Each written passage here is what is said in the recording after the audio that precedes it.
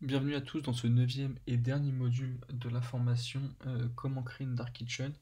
Donc dans ce dernier module, nous verrons comment accepter vos premières commandes et ensuite nous verrons les actions marketing à mener pour bien lancer votre restaurant et surtout pour que le développement se fasse dans de meilleures conditions.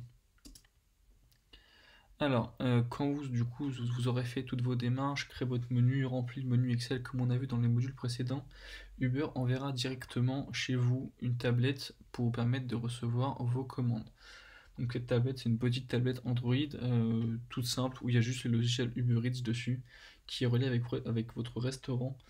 Vous aurez juste besoin de saisir vos identifiants, donc adresse mail, mot de passe, tout ça vous sera renseigné par mail de la part de la personne qui gère votre dossier Uber Eats. C'est la même personne qui vous aura appelé pour faire les démarches et les formalités.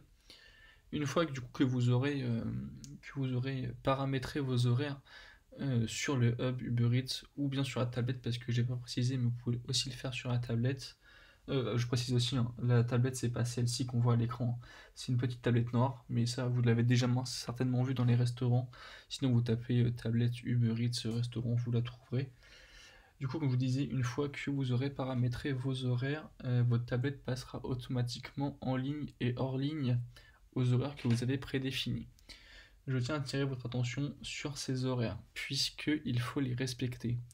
Je vous explique, en fait, vous fixez vos horaires, si on prend l'exemple, vous êtes ouvert de 7h jusqu'à 1h du matin, donc 7h du soir jusqu'à 1h du matin. La tablette, elle va considérer qu'elle est en ligne à partir de 7h du soir.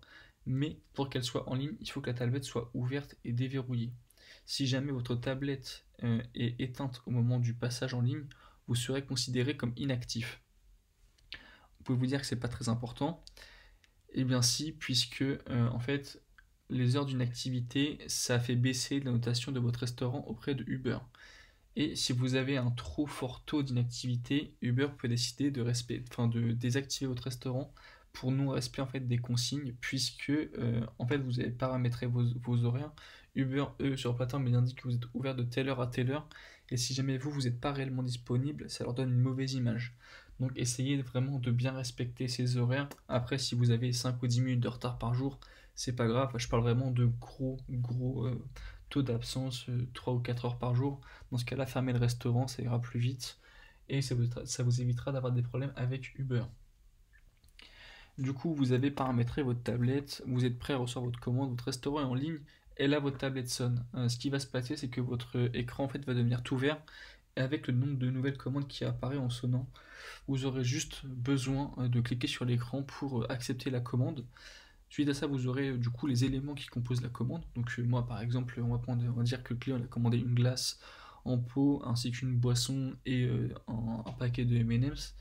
Je prépare la commande. Une fois que la commande est prête, je clique sur confirmer. Vous aurez en bas marqué confirmer. Vous la confirmez et ensuite vous avez une autre section qui s'ouvre et vous pouvez cliquer sur en cours de livraison. Donc ça c'est dans l'éventualité où vous livrez par vous-même. Si jamais vous utilisez le livrant Uber Eats, c'est tout pareil pour la première partie. Donc vous créez votre commande, enfin vous l'acceptez, vous mettez les éléments de la commande dans le sac, etc. Et après, vous cliquez sur confirmer. Une fois que vous avez cliqué sur confirmer, ça va en fait se notifier un livreur Uber Eats qu'il y a une commande à aller chercher. Donc lui en fait il va se rendre à votre domicile et il va venir chercher la commande. Le temps de trajet de ce livreur sera indiqué en haut de la tablette avec son nom et son prénom. Voilà, il n'y a pas de souci, vous aurez un numéro de commande. N'hésitez pas à surtout bien lui demander le numéro de commande. En fait, lui sur son téléphone, il aura un numéro. Vérifiez que c'est bien le numéro que vous avez vous pour pas lui donner une mauvaise commande. Donc, vous en avez deux par exemple, pas donner la commande A au livreur B et la commande B au livreur A. Ça évite les erreurs bêtes comme ça. C'est pour moi tout ce que j'ai à vous dire sur l'acceptation des commandes. C'est honnêtement plutôt simple et intuitif. Si jamais vous avez des questions, le support Uber Eats est là pendant toute la durée de votre restaurant. Imaginons qu'un client n'ait pas reçu sa commande, vous pouvez les appeler. Si vous avez un client qui ne répond pas pour venir chercher sa commande, vous pouvez également les appeler, ils sauront quoi faire, c'est directement depuis la tablette. Vous avez également une application qui s'appelle Uber Orders qui vous permet d'avoir l'équivalent de votre tablette sur votre téléphone. C'est utile dans le cas où vous partiriez en livraison et vous recevriez une nouvelle commande. Vous pouvez accepter directement la nouvelle commande depuis votre téléphone, donc c'est assez pratique. Elle n'est pas obligatoire, moi personnellement je vous conseille fortement de l'installer, ça c'est toujours utile, on sait jamais. Et voilà, c'est à peu près tout sur l'acceptation des offres. On va passer maintenant sur le plan marketing. C'est vraiment ce qui va différencier votre restaurant d'un autre sur votre ville ou d'un autre shop. C'est les actions marketing que vous allez mener. À la période où moi j'ai créé mon restaurant, je pense que c'est toujours disponible puisque tous les restaurateurs que je connais ont bénéficié de cette offre, mais Uber vous offre 100 euros de marketing à dépenser sur la plateforme. En quoi ça consiste? En fait, il vous offre 100 euros de crédit pour mettre votre restaurant en avant. Quand vous êtes sur le hub restaurant de Uber Eats, vous avez différentes actions marketing que vous pouvez mener.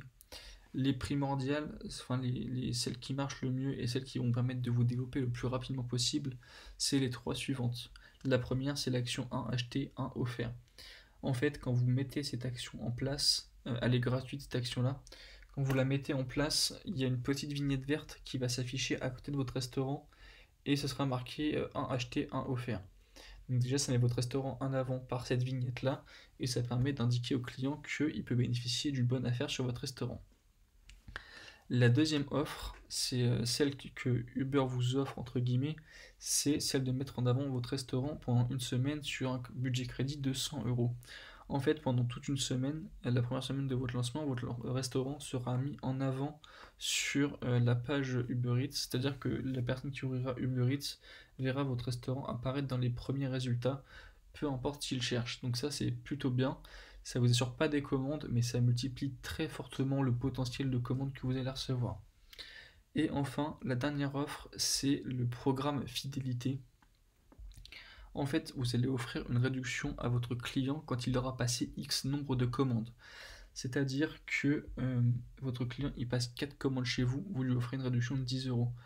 Pourquoi c'est important? Ça vous permet de créer des clients réguliers. En fait, c'est un programme de fidélité. Le client va passer une commande chez vous, il est satisfait, il va passer une commande deuxième fois, et après il va dire allez, j'ai plus que deux commandes à faire et j'ai une réduction de 10 euros.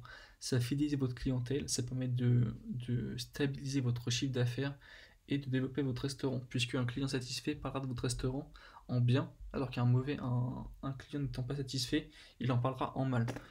Je vous apprends rien là-dessus, mais essayez toujours de donner une bonne impression à votre client, de le faire revenir. Vous êtes maintenant prêt à lancer votre restaurant. Je vous souhaite sincèrement une réussite dans cette activité. Si vous faites les choses bien, il y a réellement de l'argent à faire, je vous l'assure.